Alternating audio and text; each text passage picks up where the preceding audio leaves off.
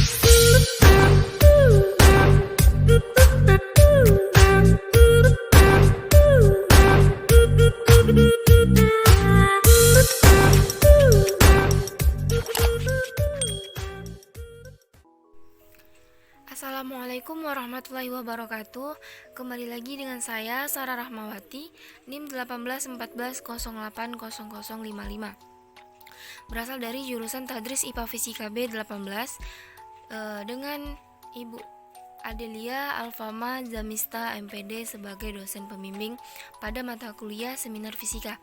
Nah, kali ini saya akan mempresentasikan judul makalah ataupun tugas akhir dari mata kuliah Seminar Fisika ini, yang mana judulnya yaitu judul makalah saya yaitu penerapan konsep fisika pada handphone tentang sensor akselerometer sebagai pencatat getaran gempa bumi secara online.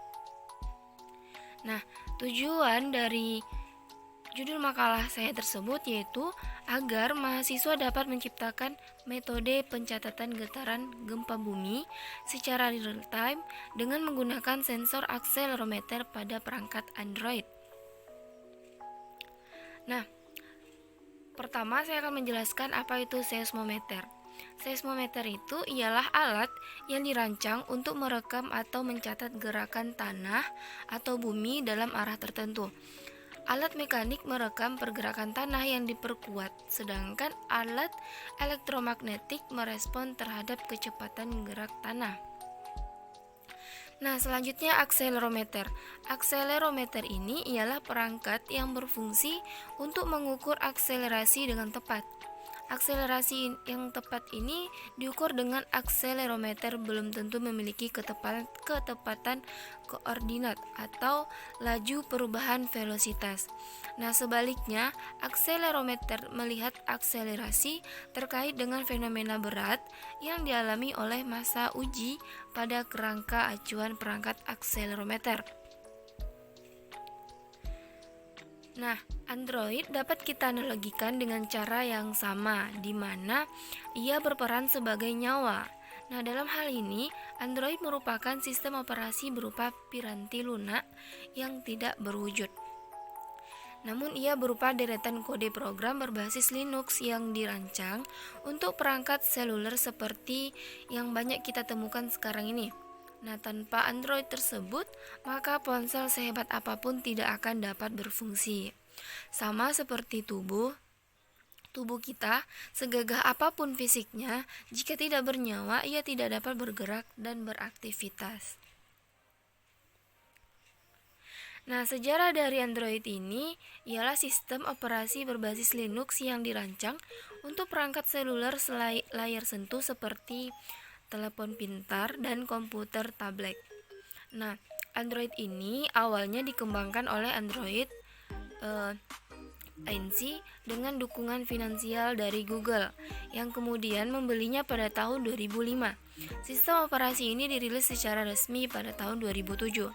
Bersamaan dengan didirikannya Open Handset Alliance, konsorsium dari perusahaan-perusahaan perangkat keras, perangkat lunak, dan telekomunikasi yang bertujuan untuk memajukan standar terbuka perangkat seluler.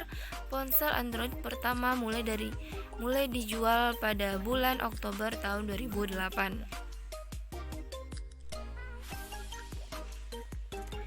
Nah, selanjutnya sensor pada Android. Platform Android mendukung 3 kategori sensor. Yang pertama, sensor gerak. Sensor ini mengukur gaya percepatan dan gaya rotasi pada 3 sumbu.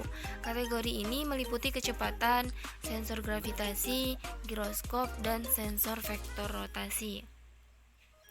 Nah, yang kedua itu sensor lingkungan. Sensor ini mengukur berbagai parameter lingkungan seperti temperatur dan tekanan udara sekitar perangkat, pencahayaan, dan kelembapan. Kategori ini termasuk barometer, fotometer, dan termometer. Nah, yang ketiga itu sensor posisi. Sensor ini mengukur posisi fisik perangkat, dan kategori ini meliputi sensor orientasi dan magnetometer. Nah, selanjutnya Data akselerograf. Di sini, percepatan getaran tanah dapat diukur dengan alat. Itu disebut dengan akselerograf. Nah, data akselerograf ini digunakan untuk mengukur percepatan tanah dan perhitungan intensitas gempa bumi. Informasi ini bermanfaat dalam menunjang pembuatan peringatan dini tsunami. Data tersebut dikirim ke pusat gempa nasional bersama-sama dengan data seismograf secara real time. Selanjutnya, magnitudo. Skala yang sering digunakan untuk menyatakan magnitudo gempa itu adalah skala Richter.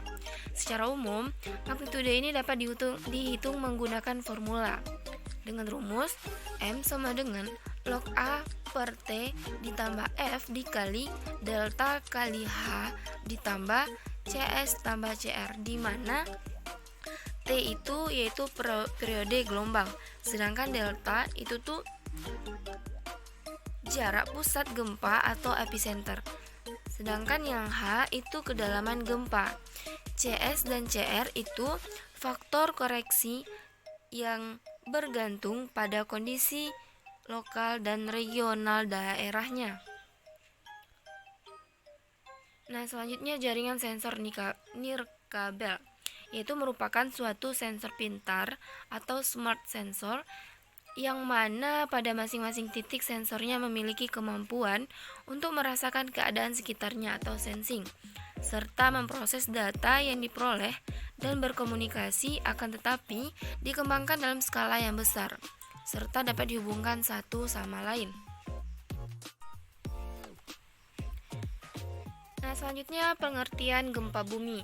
Gempa bumi yaitu peristiwa bergetar atau bergoncangnya bumi karena pergerakan atau pergeseran lapisan batuan pada kulit bumi secara tiba-tiba akibat pergerakan lempeng-lempeng tektonik. Gempa bumi ini yang disebabkan oleh aktivitas pergerakan lempeng tektonik disebut dengan gempa bumi tektonik. Namun, selain itu, gempa bumi bisa saja terjadi akibat aktivitas gunung berapi yang disebut sebagai gempa bumi vulkanik. Nah, penyebab dari gempa bumi ini berdasarkan atas penyebabnya tersebut dapat dikelompokkan menjadi beberapa macam. Yang pertama ada tektonik, vulkanik, runtuhan, jatuhan meteor, dan juga gempa bumi buatan manusia. Nah, pada kecepatan seismik, getaran gempa menimbulkan gelombang gempa bumi yang menjalar ke seluruh lapisan bumi. Gelombang seismik secara ringkas dapat dijelaskan terdiri dari dua jenis, yaitu gelombang yang merambat di permukaan dan pada kedalaman interior. Nah, pada kedalaman interior ini yaitu body waves mempunyai dua macam gelombang, yaitu gelombang P atau primary ataupun longitudinal, dan S itu secondary dan transversal. Nah, gelombang P ini mempunyai kecepatan paling tinggi dibanding dengan kecepatan gelombang S, sehingga tercatat paling awal di seismogram. Lalu menurut Poisson, kecepatan gelombang P mempunyai kelipatan dari kecepatan gelombang S. Nah, dengan anggapan bahwa media dalam bumi itu adalah homogen, maka gelombang gempa mengalami pemantulan atau reflection dan pembiasan atau refraction dalam perjalanannya melalui bagian dalam bumi mengikuti kaidah hukum Snellius. Nah, selanjutnya metode penelitian. Pada metode penelitian, pengoperasian aplikasi sensor akselerometer pada handphone Android sebagai pencatat gempa bumi secara online ini cukup sederhana.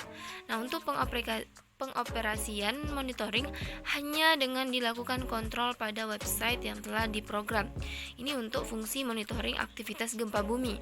Website ini akan dipasang di hosting dengan tidak menggunakan domain untuk menghindari ataupun meminimalisir penggunaan oleh pihak yang tidak berhak. Nah, Metode yang digunakan pada makalah saya ini yaitu metode clone computing, yaitu dinilai lebih praktis dan efisien. Semua informasi yang diterima perangkat Android di lapangan selanjutnya akan dikirim ke server secara real time per sekon.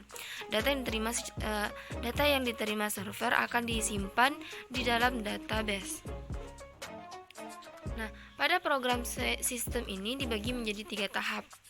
Yang pertama, tahap pemrograman perangkat Android yang berfungsi sebagai sensor utama getaran bumi. Sensor ini disebut dengan sensor akselerometer. Tahap yang kedua yaitu tahap persiapan server dan pemrograman website monitoring yang akan ditempatkan di server. Proses kedua ini membutuhkan waktu, tenaga, dan pengerjaan yang sangat kompleks. Pertama itu adalah merancang program interface monitoring agar mudah digunakan dan berjalan dengan baik.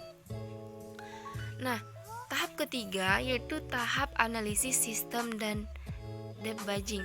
Nah, kegiatan ini dilakukan untuk mengetahui fitur-fitur apa saja yang belum berjalan maksimal sehingga dapat memperkaya fitur dan mencegah atau menghilangkan risiko error program ketika dijalankan.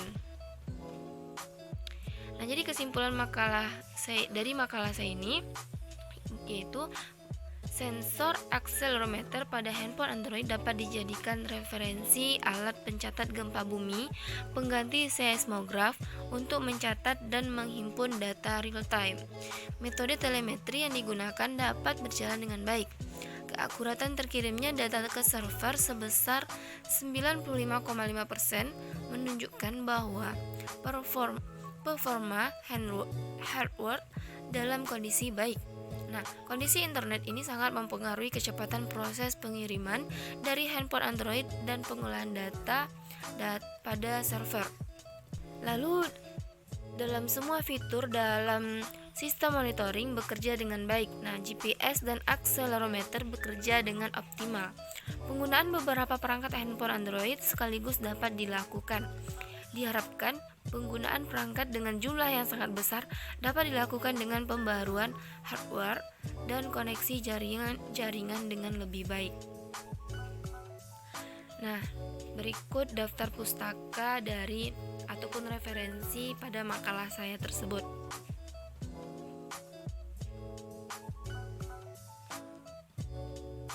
Sekian penjelasan dari saya.